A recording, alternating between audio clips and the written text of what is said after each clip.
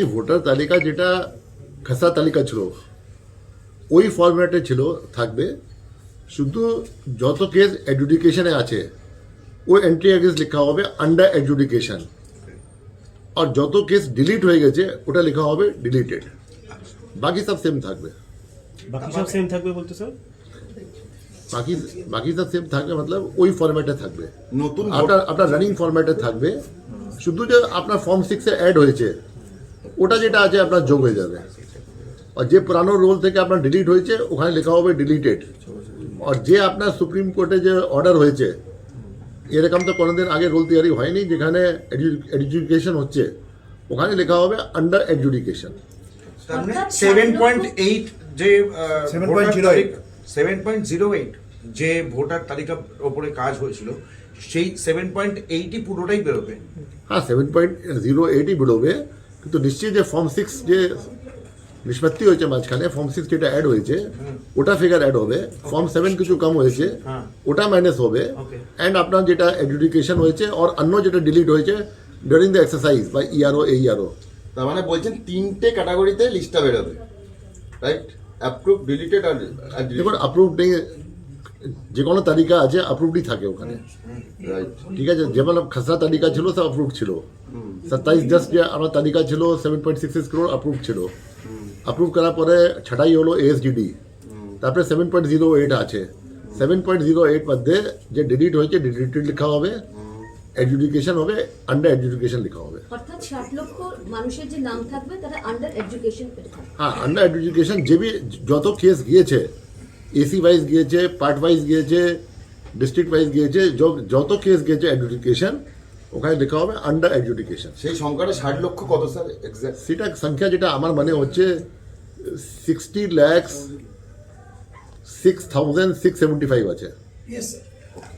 তাহলে এই যে এটি লাস্ট প্রশ্ন, যে তালিকা বেরোবে এবারে বিধানসভা নির্বাচনে তারা সবাই ভোট দিতে পারবেন না, যে তালিকা বেরোবে তো যে এডুকেশন কেস আছে হ্যাঁ ওটা যত এডুকেট হবে, যে আপনার আরপি অ্যাক্ট হিসাবে যে আছে যত এডুকেট হয়ে যাবে, যত আপনার জাস্টিস বলবেন কি এটা যেটা আছে এলিজিবল আছে, হ্যাঁ আর যে এলিজিবিলিটি হয়ে যাবে আপনার লাস্ট ডে অফ নমিনেশন আগে ওরাই এলিজিবল থাকবে, আর যে এক্সিস্টিং লিস্ট থেকে এলিজিবল আছে ওটা এলিজিবল থাকবে।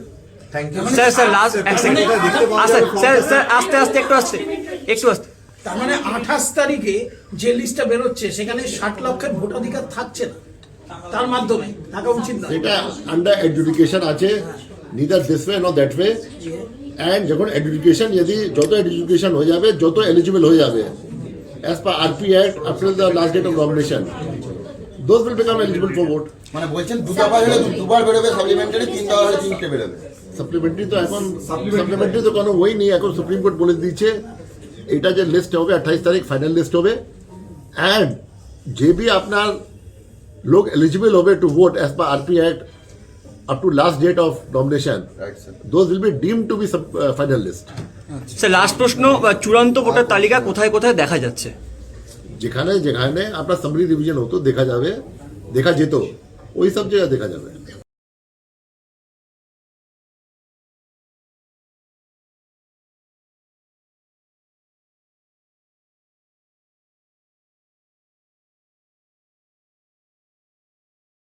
আমাদের সব থেকে মানে এখানে আশেপাশে দেখছি একটু খাবার একটু অসুবিধা হচ্ছিল, তো আমি দেখলাম কি এখানে একটা ছোট্ট একটা চায়ের দোকান করব। তারপরে চায়ের দোকান থেকে ভাবছি ছোট একটা ধাবা করে দিই, ছোট ধাবা থেকে দেখছি এবার একটু সাজিয়ে দিই। এই আস্তে আস্তে করতে করতে এইভাবে হয়ে যাবে আমি নিজেও ভাবতে পারিনি।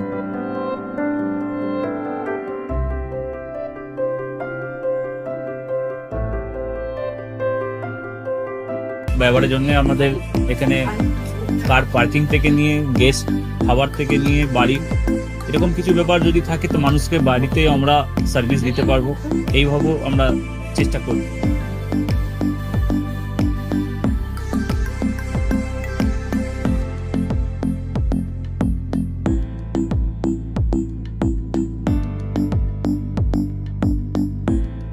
একদম সাধারণ, বাইরে থেকে অনেক চিপ বেস্ট মধ্যে খাওয়াটা কোয়ালিটিটা সবসময় পাবেন। একবার আমি মানুষকে একবারই বলবো কি একবার আমাদের কাছে এসে একবার টেস্ট করে যাবেন। দুপুরবেলা থেকে আরম্ভ আমাদের খাওয়া, থালা, বেঙ্গলি থালা, চাইনিজ ফুড সবই আছে, একবার এসে টেস্ট করে যাবেন।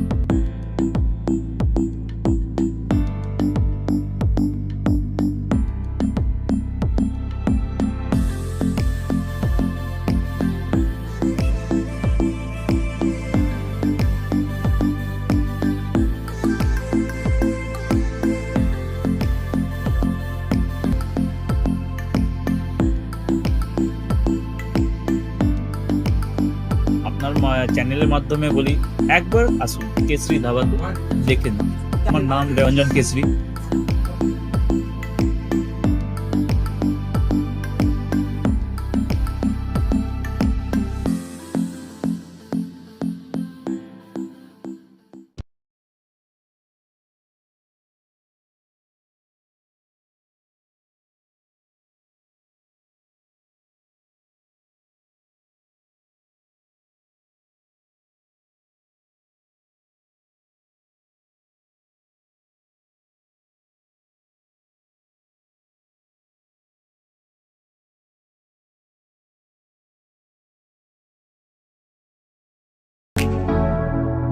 Keshari lighthouse, Keshari lighthouse এবং কেশরী লাইট হাউস নিজেদের রান্নাঘরকে আরো অত্যাধুনিকভাবে সাজাতে সমস্ত কিছু পেতে চলে আসুন নৈহাটি গৌরীপুর চৌমাথা বাজার কেশরী লাইট হাউস।